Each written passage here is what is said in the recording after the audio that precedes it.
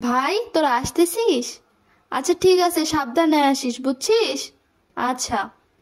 মা, বলছিলাম যে আমার ভাই আর ভাবি আসতেছে, তাহলে ফ্রিজ থেকে আমি মাছ আর মাংসটা বের করে ভিজাই, রান্না করি। কি? তোমার ভাই আর ভাবি আসতেছে, তুমি আমাকে এসে বলতেছো তুমি এখন মাছ আর মাংস রান্না করবা? একদমই না। ডাল, আলু ভর্তা আর ডিম রান্না করো, বুঝছো?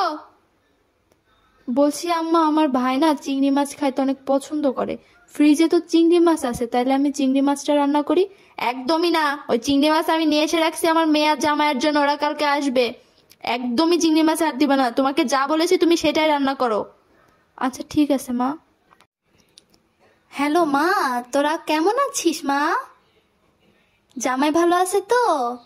তোরা কালকে আসতেছিস না? আচ্ছা, কালকে সকাল সকাল চলে আসিস, বুঝছিস? আচ্ছা ঠিক আছে। বাবা, তুই কি ঘরে আছিস? বলছি যে তোর আপা দুলাভাই আসবে কালকে, তো ঘরে তো চিংড়ি মাছ আর ইলিশ মাছ আছেই, শুধু মাংস কিনলেই হয়ে যাবে। তাহলে তুই একটু খাসির মাংস আর একটা মুরগি নিয়ে আসিস, মনে করে নিয়ে আসিস কিন্তু বিকালে। আমার ভাই আর ভাবি আসবে বললাম, তখন আমাকে কত কথা শোনাইলো। তাদের জন্য ডিম আর ডাল রান্না করতে বললো। এখন কালকে তাদের মেয়ে আসবে বলে মাছ মাংস গোশত সব রান্নাইতেছে। এটাই হয়তো মেয়েদের জীবন, তাদের মন চাইলেও তাদের পরিবারের লোকদের মন মতো খাওয়াইতে পারে না। তোরা চলে আইসিস? আয় ভেতরে আয়, বস। হ্যাঁ মা, চলে আইসি। তো ভাবি কই? তোমরা কেমন আছো সবাই? এই তো মা, আমরা সবাই ভালো আছি। তোর ভাবি ওই যে রান্না করতেছে। ও আচ্ছা ঠিক আছে।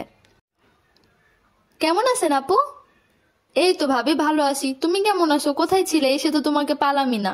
একটু রান্না করতেছিলাম আপু। আচ্ছা ঠিক আছে, হয়েছে হয়েছে, তুমি যাও রান্না করো, রান্নাগুলো শেষ করো গিয়ে। কি ব্যাপার মা, তুমি ভাবির সাথে এমন ভাবে কথা বললা কেন? আর বলিস না, কি একটা ছেলের বউ আমার কপালে জুটলো, জীবনটাই আমার শেষ।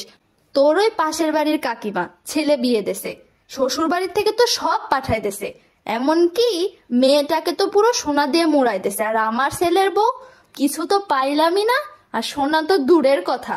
আমার কপাল, সবই আমার কপাল, কিছু তো দেওয়ার মুরদ নেই, খালি আসে খাইতে। কালকেও আইছিল ভাই আর ভাবি, ইচ্ছা মতো গিলে গেছে। মা, আপনি আমার সাথে এইভাবে কেন কথা বলেন?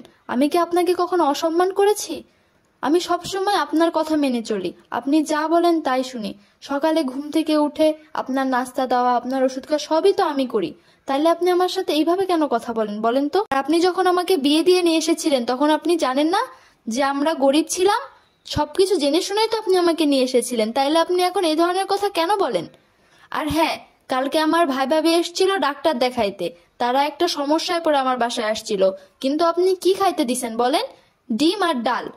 এখন যদি আপনার মেয়ের শ্বশুরবাড়ির লোকজন আপনার মেয়ের সাথে এই ধরনের ব্যবহার করে, আপনি কি এটা মেনে নিবেন? এখন যদি আপনার মেয়ের বাড়ি আপনার ছেলে যায়, আর সে যদি আলু ভর্তা ডিম আর ডাল দিয়ে আপনার ছেলেকে খাইতে দেয়, এটা কি আপনি মেনে নিবেন? আপনার মেয়ের কি এটা ভালো লাগবে যে তার ভাই তার বাসা থেকে ডাল আর ডিম দিয়ে ভাত খেয়ে যাচ্ছে?